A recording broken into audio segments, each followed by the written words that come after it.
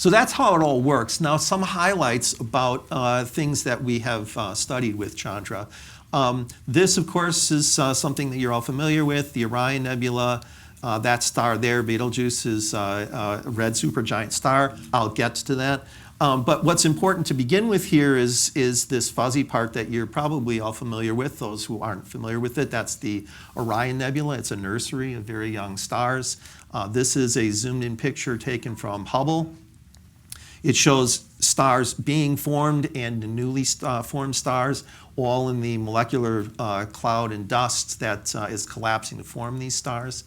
And those young stars produce X-rays. This is an image from the rosette high-resolution imager, the highest quality X-ray image that was available before Chandra.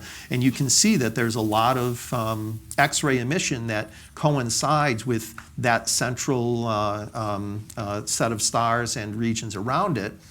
You can also see that there's a lot of fuzziness that you're not exactly sure what's going on. This is what we see when we look at it with Chandra. We resolve it into many, many individual stars. A very important thing about Chandra, other than that very high resolution optics that I mentioned to you, and for numbers that we always have to throw out, the resolution of Chandra is such that it could resolve the size of a dime from about 5 miles away, something like that. An additional very important point is that when we take pictures of it, not only do we get pictures with fine, very fine spatial dots around them, but we also get the energy of each one of the X-rays that comes in. And so we can differentiate things that are primarily high energy X-rays, primarily low energy X-rays. In this picture, we've taken low energy X-rays and colored them red.